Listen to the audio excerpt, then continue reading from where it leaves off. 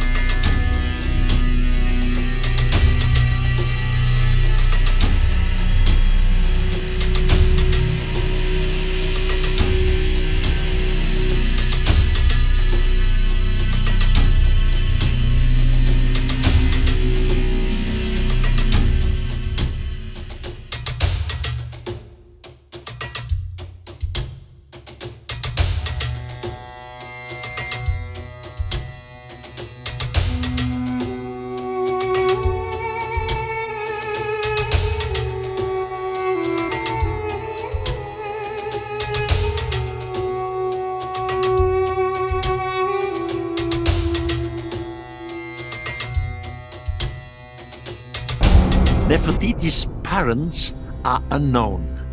On pictures, she's shown with one of these elongated heads. Now we know the gods, the old Egyptian gods, they had longer heads than we have. And according to the pyramid texts, sometimes they left the earth and then they returned again. So Nefertiti's parents were maybe extraterrestrials.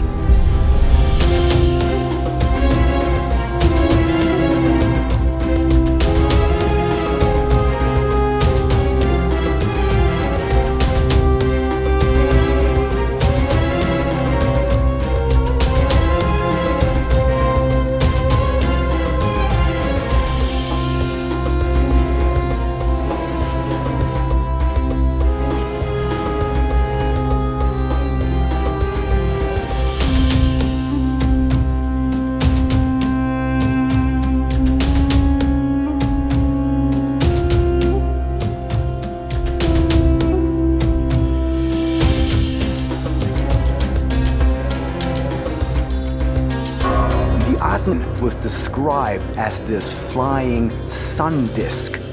Egyptologists are merely saying that this was nothing else but the sun.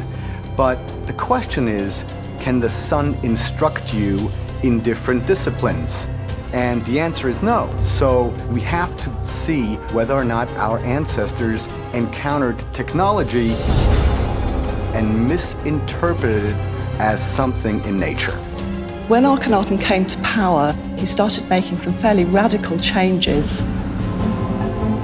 Egyptian religion had always been strongly polytheistic, so many different gods were worshipped.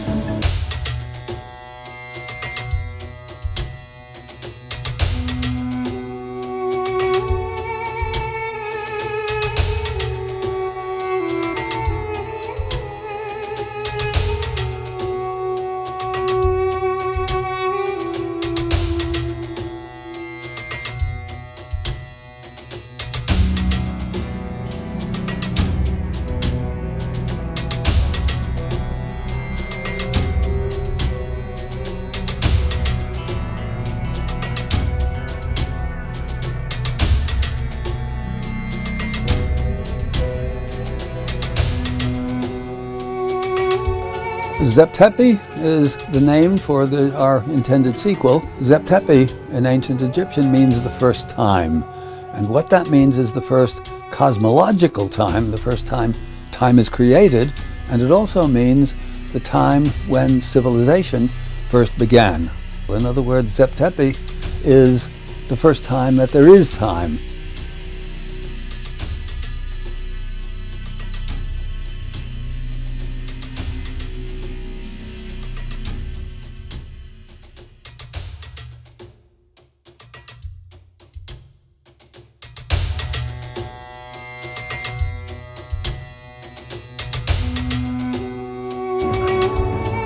Akhenaten seems to have had a moment of truth, of seeing that all of these other forms of divinity that people so liked really had no substance. There's nothing you can see except what is man-made. The only form of power that you can't really understand is the sun, and it's there, you can see it, and that's all that matters.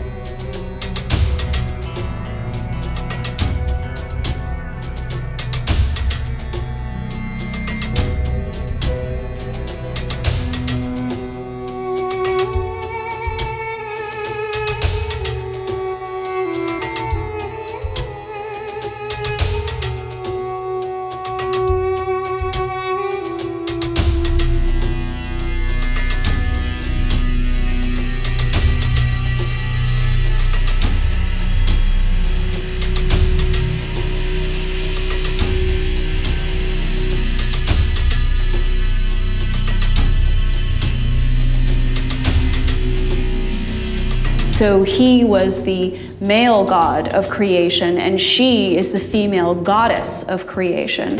And by coming together, as this image represents, enforce the recreation of the universe. So in many ways, she's a type of a sex goddess to this religion.